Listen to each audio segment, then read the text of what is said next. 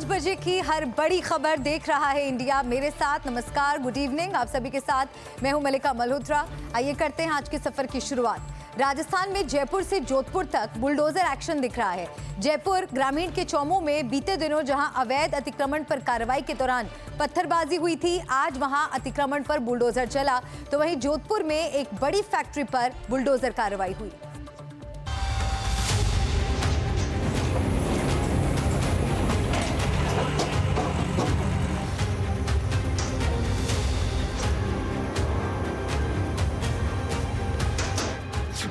राजस्थान में अतिक्रमण पर आक्रमण।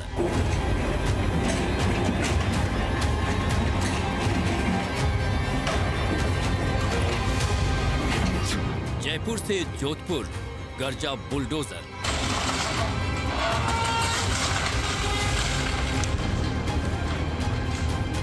ये तस्वीरें जयपुर ग्रामीण के चौमू की हैं, जहां प्रशासन ने बुलडोजर कार्रवाई की। शुक्रवार को यहां के इमाम चौक क्षेत्र में बुलडोजर एक्शन देखने को मिला। अवैध निर्माणों को ध्वस्त किया गया।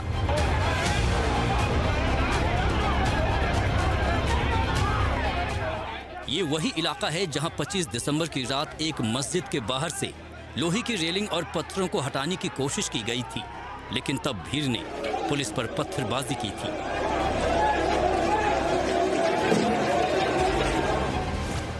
शुक्रवार को बड़ी संख्या में पुलिस फोर्स और अधिकारी मौके पर पहुंचे।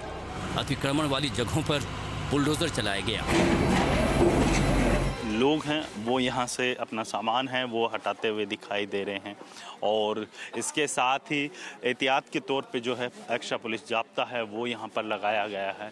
और साथ ही आप देखिए कि अगर कोई भी अगर इस कार्रवाई को लेकर आपत्ति जताता है तो उसके ऊपर जो है यहाँ पर विभिन्न धाराओं के अंदर केस दर्ज किया जाएगा।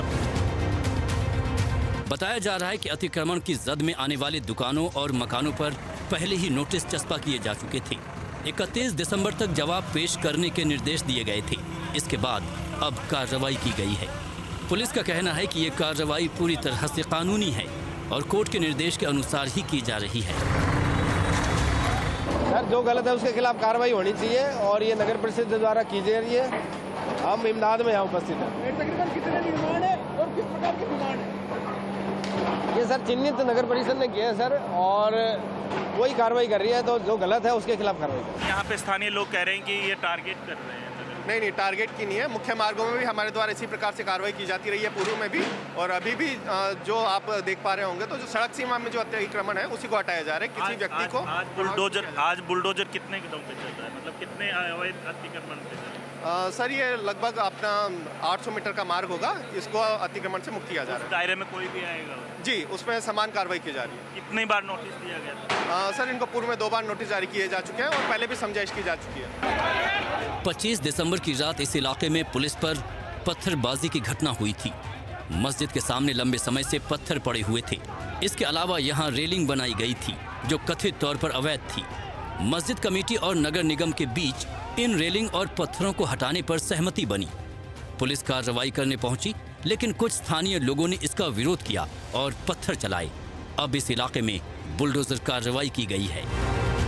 प्रशासन ने जो अवैध अतिक्रमण किया हुआ था, जो पत्थरबाजों के द्वारा अवैध अतिक्रमण किया हुआ था, उस अतिक्रमण को हटाने का काम है यहाँ पर किया है। और इसके साथ ही नगर परिषद के द्वारा जो है चौमू नगर परिषद है उसके द्वारा ये कार्रवाई की गई है। और आप देख सकते हैं तस्वीरों के अंदर जो है पूरी इस रोड के अंदर जो भी इसके ऊपर कब्जा किए हुए थे उनके ऊपर ये ठोस कार्रवाई की गई है। वहीं 2 बिल्डिंग को जो है सीज करने का काम है यहाँ पर नगर परिषद के द्वारा किया गया है। और उसके अंदर जो है आप ये तस्वीरों के अंदर देख सकते हैं कि सीजिंग की कार्रवाई है वो नगर परिषद के द्वारा सील लगा कर की गई है। और इसके अलावा एक बाकायदा नोटिस भी जो है आज चस्पाया गया है। जयपुर के चौमू के बाद आपको जोधपुर की तस्वीरें दिखाते हैं। यहाँ एक अवैध फैक्ट्री पर बुलडोजर कार्रवाई हुई। ये फैक्ट्री जोधपुर बाड़मेर हाईवे पर बनी है, करीब 35 बीघा में फैली है। बताया जा रहा है कि इससे यहाँ जोजरी नदी में प्रदूषण भी फैल रहा था। इस कार्रवाई के दौरान 15 जेसीबी, करीब 125 पुलिसकर्मी, जोधपुर डेवलपमेंट अथॉरिटी के अधिकारी, पोल्यूशन कंट्रोल बोर्ड के अधिकारी और प्रशासनिक अधिकारी मौके पर मौजूद रहे। बताया जा रहा है कि फैक्ट्री से करोड़ों रुपयों की मशीनों को जब्त किया जा रहा है। सुप्रीम कोर्ट ने चिंता जताई थी। उसके बाद आप देख सकते हैं कि प्रशासन अब हरकत में आया। पिछले दिनों सुप्रीम कोर्ट द्वारा गठित कमेटी जब दौरा करके वापस गई और जिला कलेक्टर और जिला प्रशासन के अधिकारियों से चर्चा की तो पता चला कई जगहों पर जो है अवैध फैक्ट्रियां चलाई जा रही है। बताया जा रहा है कि ये कार्रवाई अगले कुछ दिन और चलने वाली है। मुख्यमंत्री योगी आदित्यनाथ का निर्देश और 24 घंटे में एक बेटी को इंसाफ मिल गया, उसका घर मिल गया। लखनऊ में दिवंगत सैन्य अधिकारी की बेटी अंजना भट्ट ने घर के मामले में सीएम योगी से मदद मांगी थी, जिसके बाद पुलिस ने फौरन कार्रवाई की। घर वापस मिलने के बाद अंजना ने कहा, thank you Yogi uncle, God bless you.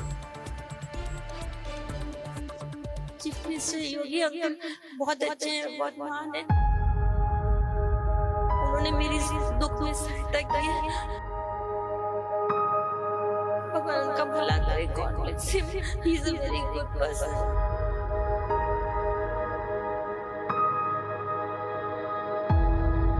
CM Yogi ने पोंछे अंजना के आंसू।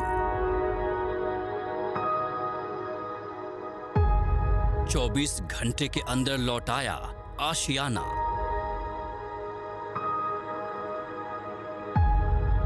सीएम योगी का तेज तर्रार एक्शन।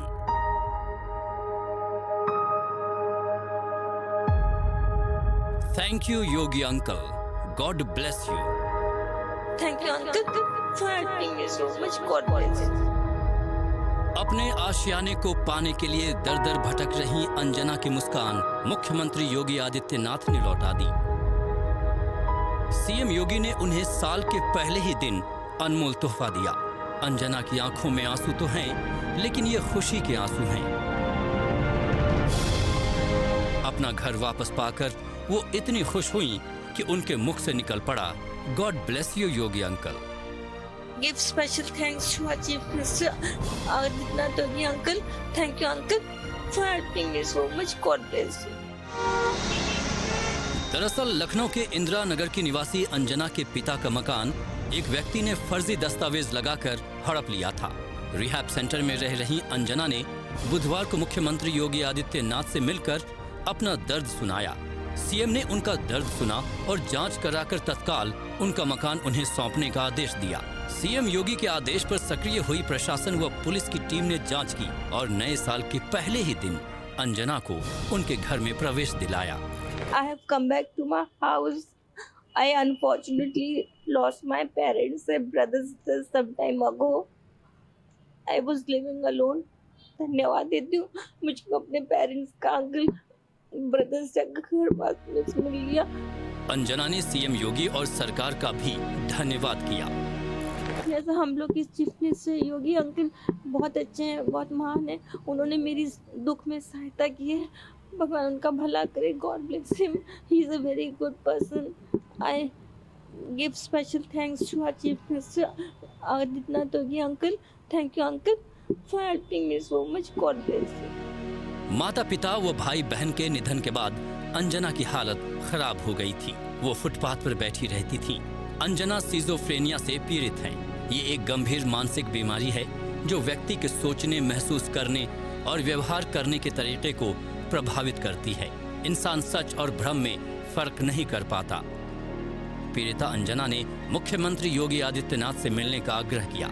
इसकी जानकारी होते ही 31 दिसंबर को मुख्यमंत्री ने उन्हें अपने पास बुलाया और उनकी पीड़ा को ध्यान से सुना। पीड़िता ने मुख्यमंत्री को बताया कि बीते दिनों चंदौली निवासी बलवंत यादव ने फर्जी दस्तावेज लगाकर मकान पर कब्जा कर लिया है। मकान पर बलवंत कुमार का बोर्ड भी लगा दिया गया है। अंजना भट्ट पुत्री विपिन चंद्र भट्ट के द्वारा थाना गाजीपुर पर एक प्रार्थना पत्र प्रस्तुत किया गया कि उनके मकान संख्या A418 पर बलवंत यादव नाम के आदमी ने अवैध रूप से कब्जा कर लिया है। इस संबंध में उनके प्रार्थना पत्र पर जांच कर मुकदमा थाना गाजीपुर पर सुसंगत धाराओं में पंजीकृत किया गया। वर्तमान में साक्ष्यों के क्रम में विवेचना जारी है। अग्रिम विधिक कार्रवाई की जाएगी। पुलिस व सेना के अधिकारी की मौजूदगी में गुरुवार को अंजना के घर का ताला टूटा। अंजना जैसे ही घर के भीतर पहुंची, उनके आंख से आंसू छलक पड़े। वो हर कमरे में गईं, वहां की दीवारों को चूमा, फिर बाहर आकर नारियल फोड़ा, दीप प्रज्वलित किया और पुष्प रखकर अपने पुराने दिनों की यादों को ताज़ा किया। पड़ोस की महिलाओं से लिपटकर वो रोने लगी और कहा, योगी अंकल महान हैं, उन्होंने दुख में हमारी सहायता की। Thank you Yogi uncle, God bless you. 24 घंटे के भीतर अंजना को वापस उनके मकान पर कब्जा दिलाया गया और इस मामले में मकान को कब्जा करने वाले 2 आरोपियों को गिरफ्तार कर लिया गया और बाकी बचे आरोपियों की तलाश चल रही है। लखनऊ से कैमरा पर्सन वीरेंद्र सैनी के साथ रणवीर, एनडीटीवी इंडिया। और अब बात करते हैं दिल्ली की, जहां के शास्त्री नगर में हुए हत्याकांड की जिम्मेदारी लॉरेंस बिश्नोई गैंग ने ली है। सोशल मीडिया प्लेटफॉर्म एक्स पर एक पोस्ट कर लॉरेंस बिश्नोई गैंग वसीम हत्याकांड की जिम्मेदारी ले रही है। अब इससे केस में नया ट्विस्ट आ गया है।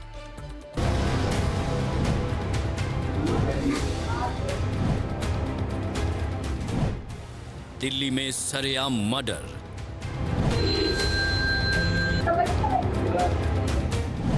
क्या लॉरेंस ने दिया ऑर्डर?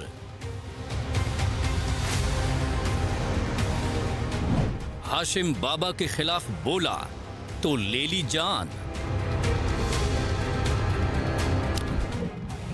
दिल्ली के एक हत्याकांड में नया ट्विस्ट आया है। 30 से 31 तारीख की रात को वसीम नाम के शख्स की सरेआम हत्या कर दी गई थी। अब इस हत्या की जिम्मेदारी लॉरेंस बिश्नोई गैंग ने ली है। सोशल मीडिया पर पोस्ट करके बिश्नोई गैंग ने जिम्मेदारी ली। पोस्ट में लिखा, गैंगस्टर हाशिम बाबा के खिलाफ वसीम लगातार बोल रहा था, इसलिए उसकी हत्या की गई। थोड़ा सबर करके बैठे हैं, घरवालों में टाइम काट लिया। वसीम भाई हिला देंगे, जब ना मार 10 मार दे 10, जो 10 मार दे 10। अब आपको पूरी घटना के बारे में बताते हैं।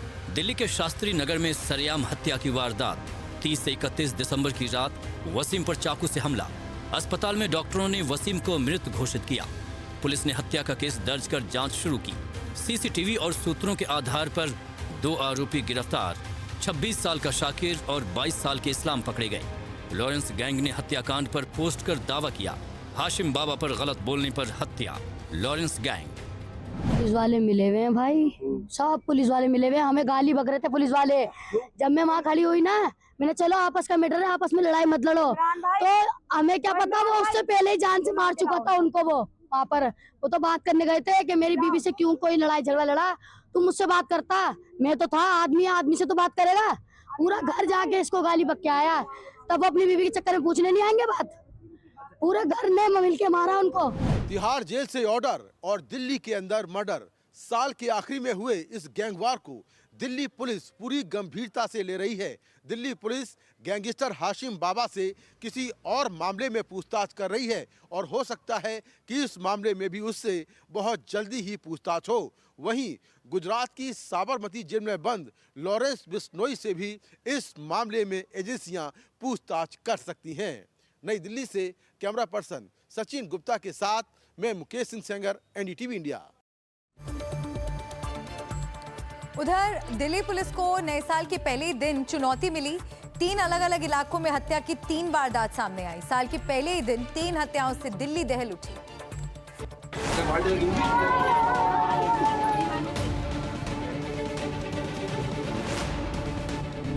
नए साल पर दिल्ली में 3 कत्ल। दिल्ली में कानून को चुनौती।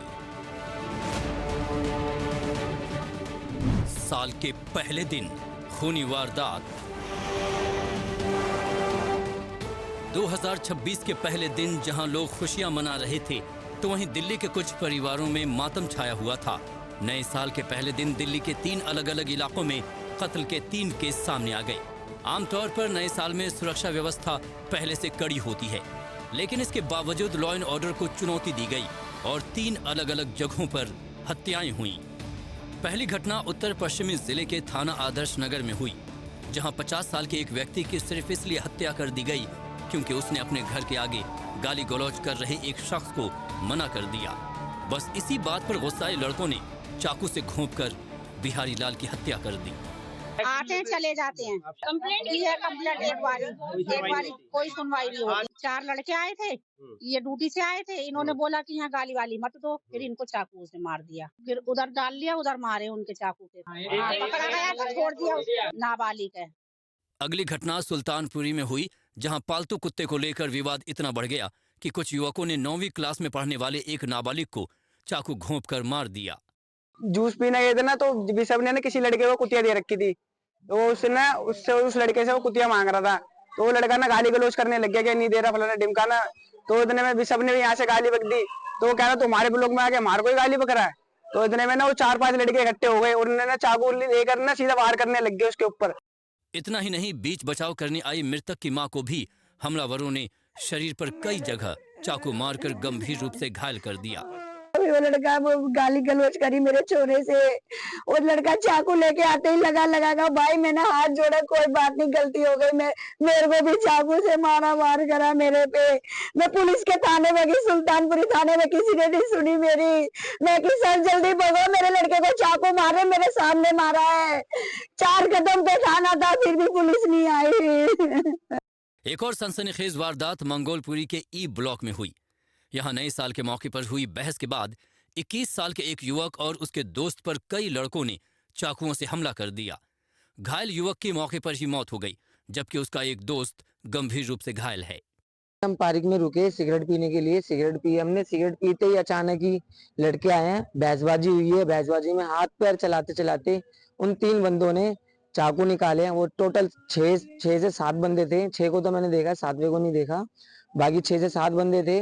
आते इन्होंने चाकू मारे, बातचीत पहले लड़ाई हुई, फिर बातचीत में अचानक ही चाकू मारे। मम्मी से जब पूछा गया तो वो कह रही है किसी ने फोन किया, उन्हें लड़कों ने फोन किया और पता नहीं किसी लड़की ने, क्योंकि अक्सर वो एक लड़की को से मिलने जाता था और उसकी वजह से वो घर में भी कलेश करता था, और उसी की वजह से ना उसके दुश्मन हो रहे थे सारे। उस लड़की की वजह से मैंने बहुत मना किया, उससे मत मिलो, ये मत करो, वो मत करो। मृतक विकास के परिवार का रो रो कर बुरा हाल है। उन्होंने बताया कि वो प्राइवेट जॉब करता था और अब वो पुलिस प्रशासन से न्याय की गुहार लगा रही हैं। Bureau report, NDTV India. अब बात करते हैं बांग्लादेश की, जहां हिंदुओं से हिंसा रुकने का नाम नहीं ले रही है। अब तक 4 हिंदुओं पर जानलेवा हमले हो चुके हैं, हिंदुओं के घर जलाए जा रहे हैं। एनडीटीवी लगातार बांग्लादेश से ग्राउंड रिपोर्ट कर रहा है, वहां के हालात के बारे में जानकारी दे रहा है।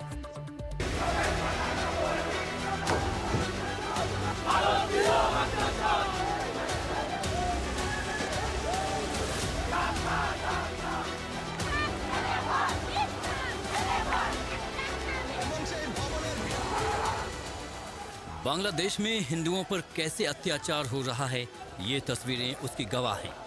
गोली मारी जा रही है, जिंदा जलाया जा रहा है, घरों पर हमले हो रहे हैं। 31 दिसंबर की रात खोखोन दास पर जानलेवा हमला होता है, फिर उसे आग लगा दी जाती है। किसी तरह वो अपनी जान बचाता है। घटना शरीयतपुर जिले की है। फिलहाल खोखोन ढाका के अस्पताल में मौत से जंग लड़ रहा है। बताया जा रहा है कि अगले 24 घंटे उसकी जान के लिए बेहद महत्वपूर्ण है। एनडीटीवी की टीम लगातार बांग्लादेश में मौजूद है। हमारी टीम खोखोन दास के परिजनों से मिली। वो बेहद परेशान हैं, डरे हैं। पत्नी उस घटना के बारे में याद करके रोने लगती है। सबसे पहले हमारी संवेदनाएं, हम बहुत वेरी वेरी सॉरी कि आपके हस्बैंड के साथ ये हुआ। बहुत दुख है कि आपके पति के साथ इस तरह की घटना हुई। वो एक मेडिकल शॉप चलाते हैं। दुकान बंद कर घर की ओर जा रहे थे। एक गली में 3 लोगों ने हमला किया। पहले छुरी से हमला किया, फिर आग लगा दी, सिर और पेट पर हमले किए। उन्होंने किसी तरह तालाब में कूदकर जान बचाई।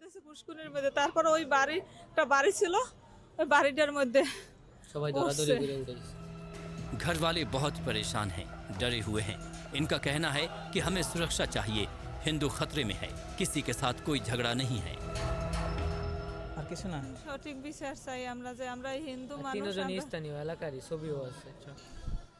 हम हिंदू हैं, अच्छे से रहना चाहते हैं, किसी के साथ कोई झगड़ा नहीं है।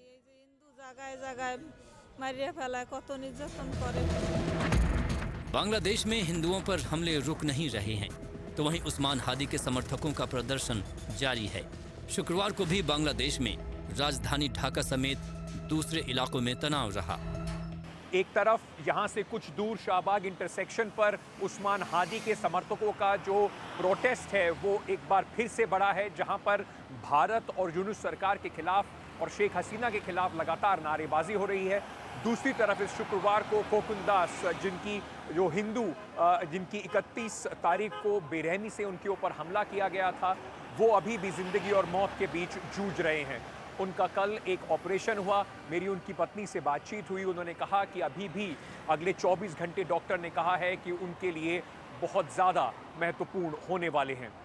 उनके हालात नाजुक बने हुए हैं, लेकिन अभी तक यूनुस सरकार की तरफ से कोकुंदास के परिवार को कोई भी मदद नहीं पहुंचाई गई। बांग्लादेश में 12 दिन के भीतर 3 हिंदुओं की हत्या की जा चुकी है। 18 दिसंबर को दीपू चंद्र की हत्या कर दी जाती है। उस पर इश्क निंदा का झूठा आरोप लगाया जाता है। 24 दिसंबर को भीड़ ने एक हिंदू युवक की पीट कर हत्या कर दी थी। घटना राजबाड़ी जिले के हुसैन डांगा गांव में हुई।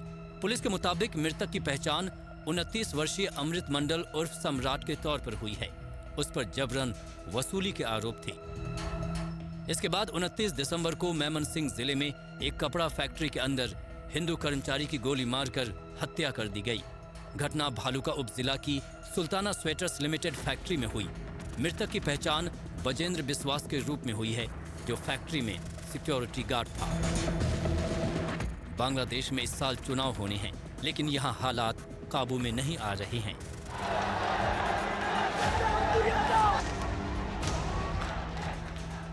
ढाका से अंकित त्यागी के साथ bureau report, NDTV India.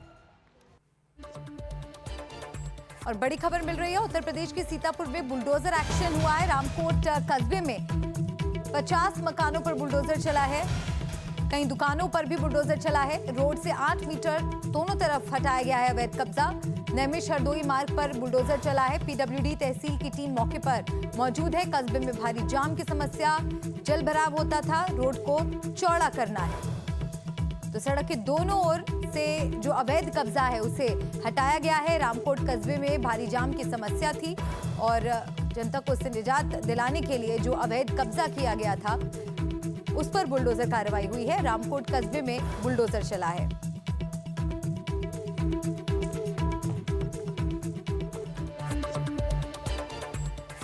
Kashmir से लेकर हिमाचल तक हर पहाड़ी इलाकों से बर्फबारी की तस्वीरें आ रही हैं। पर्यटकों की भीड़ जुटी हुई है। कई तो नए साल के जश्न के लिए पहुंचे हैं, तो वहीं इससे मैदानी इलाकों में ठंड तेज हो गई है। पहाड़ों पर खुशनुमा मौसम, सफेद चादर से ढके पहाड़, बर्फबारी से पर्यटकों में खुशी की लहर।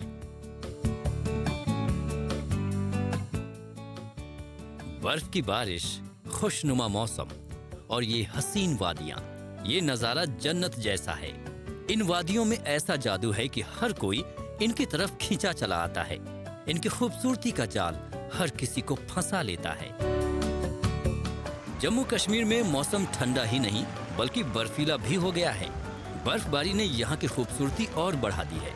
नए साल की शुरुआत बर्फबारी और ठंड के साथ हुई है। कश्मीर में पारा गिरकर 2 डिग्री तक पहुँच गया। गुलमर्ग, सोनमर्ग में भारी बर्फबारी का दौर जारी है। जम्मू कश्मीर के कठुआ में तेज बर्फबारी का दौर लगातार जारी है, जहां बर्फ के फोहे गिरते ही पहाड़ों ने सफेद चादर ओढ़ ली है, जिसके चलते तापमान में भारी गिरावट आई है। तो वहीं पर्यटक इन बर्फीले नजारों का भरपूर आनंद उठा रहे हैं। सोनमर्ग, गुलमर्ग में भी तेज बर्फबारी से मौसम खुशनुमा हो गया है। देश भर से लोग बर्फबारी का मजा लेने के लिए इन वादियों का रुख कर रहे हैं। पर्यटक का तो यहाँ तक कहना है कि ये वादी नहीं, धरती पर स्वर्ग है। यहाँ का नज़ारा देखकर बहुत अच्छा लगा और यहाँ के लोगों का जो प्यार मिला है बहुत ही लाजवाब है। जो लोग ये चीज़ें कहते हैं कि वहाँ जाने में डर लगता है, वो बेझिझक यहाँ आइए, गुलमर्ग कश्मीर घूमने आइए। यहाँ के लोगों का प्यार और यहाँ की वादियाँ देखने के लिए सुनहरा मौका मिलता है। पहली बार बर्फ देख के बहुत अच्छा लगा। यकीन नहीं हो रहा कि ये सच में बर्फबारी मेरे सामने हो रही है। तो वहीं पर्यटन बढ़ने के साथ साथ पहाड़ों में कारोबार भी बढ़ रहा है, जिससे स्थानीय कारोबारियों के चेहरे भी खिले नजर आ रहे हैं। होटल्स, रिजॉर्ट पूरी तरह बुक्ड हैं। टूरिस्ट बहुत आए थे कि पूरा होटल सोल्ड आउट है। हम ऊपर वाले से यही दुआ करते हैं कि ऐसा ही माहौल यहाँ पे रह जाए कि ताकि ज़्यादा से ज़्यादा टूरिस्ट यहाँ आ जाए सोनमर्ग में, यहाँ की ब्यूटी और यहाँ की बर्फबारी का मज़ा लीजिए। पुंछ में भी लगातार बर्फबारी हो रही है। चारों ओर बस बर्फ से ढके पहाड़ नजर आ रहे हैं। ऐसे में बर्फ की चादर ओढ़े ये पहाड़ हर किसी का मन मोह रहे हैं। ऊंचे इलाकों में बर्फबारी के बाद प्रकृति की सुंदरता चरम पर है। डोडा में चमचमाती सफेद बर्फ की चादर छाई हुई है। यहाँ तक कि पारा फ्रीजिंग पॉइंट से कई डिग्री नीचे चला गया है। तो वहीं हिमाचल प्रदेश में सक्रिय हुए पश्चिमी विक्षोभ के चलते प्रदेश के लगभग सभी पर्यटक स्थलों पर हल्की बर्फबारी देखी गई। यहाँ भी पहाड़ों ने सफेद चादर ओढ़ ली है। 13,000 फीट की ऊंचाई वाले क्षेत्रों तक सीमित थी, वो लगभग 6,000 फीट की ऊंचाई वाले पहाड़ों तक पहुंच गई है। मेरे पीछे ये जिला कांगड़ा की पूरी धौलाधार की पहाड़ी है, जो कल तक जो है वो पूरी तरह से काली पड़ी हुई थी। आज आपको दिखाएंगे ये जो हिमानी चामुंडा का मंदिर है। सबसे पहले हिमानी चामुंडा का मंदिर है, यहाँ तक जो है वो बर्फ़ पहुँच गई है। दिसंबर महीने में जो ये बर्फबारी हो रही थी वो 13,000 से 15,000 फीट जो है 16,000 फीट की ऊंचाई वाले जो क्षेत्र हैं उन जगह पर ये बर्फबारी हो रही थी। लेकिन आज कल जो देखा गया है वो कल जो है वो 6,000 7,000 फीट की ऊंचाई वाले जो क्षेत्र हैं वहाँ तक जो है ये बर्फबारी जो है वो देखी गई है। आप पूरा धौलाधार की पहाड़ी देख सकते हैं, पूरी तरह से ये बर्फ से लद गई है। बर्फबारी से पर्यटक बहुत खुश हैं और बर्फ से खेलते, तस्वीरें खिंचवाते और स्नो एक्टिविटीज का आनंद लेते दिख रहे हैं। हिमाचल के कई इलाकों में बर्फबारी का सिलसिला देखने को मिल रहा है। शिमला, चंबा, डलहौजी में हल्की बर्फबारी हुई, जिससे अब मौसम में ठंडक बढ़ने लगी है। तो वहीं बड़ी संख्या में लोग इस मौसम का लुत्फ उठाने के लिए पहाड़ी इलाकों का रुख कर रहे हैं। साथ ही पर्यटकों को आकर्षित करने के लिए होटल व्यवसायी भी विशेष पैकेज दे रहे हैं। ऐसे में बर्फबारी पर्यटन उद्योग के लिए बड़ा तोहफा साबित हो रही है। Bureau report, NDTV India. दक्षिणी दिल्ली के सर्वप्रिय विहार के एक घर में 40 घंटे तक छापेमारी हुई। ये घर हरियाणा में top most gangster Rao Indrajit Yadav के साथी अमन कुमार का है। तो वहीं सुनील गुप्ता के फार्म हाउस पर भी छापेमारी हुई। करीब 50 करोड़ से ज्यादा का सामान मिला है। आइए इससे जुड़ी कुछ और जानकारियां भी हम आपको देते हैं। गैंगस्टर राव इंद्रजीत यादव के साथियों पर छापेमारी हुई है और ये तस्वीर भी आपको हम दिखा रहे हैं कि कितनी बड़ी बरामदगी यहाँ पर हुई है। करीब 50 करोड़ से ज्यादा का सामान मिला है। गैंगस्टर राव इंद्रजीत यादव के साथियों पर यह कार्रवाई हुई है। दिल्ली के ठिकानों पर 40 घंटे तक छापेमारी चलती रही। सर्वप्रिय विहार में अमन कुमार के घर ईडी की रेड हुई। वेस्टर्न ग्रीन्स में सुनील गुप्ता के फार्म हाउस पर भी छापेमारी हुई। छापेमारी में कुल 6 करोड़ 22 लाख रुपए का कैश बरामद हुआ। 17 करोड़ रुपए के करीब के गहने भी मिले। 35 करोड़ की संपत्तियों के दस्तावेज भी जब्त किए गए। इससे पहले राव इंद्रजीत के ठिकानों पर भी रेड हुई थी। इंद्रजीत की 5 महंगी गाड़ियां भी जब्त हुई थी। 17 लाख कैश और भारी संख्या में दस्तावेज मिले थे। राव इंद्रजीत यादव दुबई में बैठा हुआ है। और इसी के साथ यहां पर एक ब्रेक के लिए रुक रहे हैं। एनडीटीवी इंडिया पर खबरें लगातार जारी हैं, बने रहिए हमारे साथ।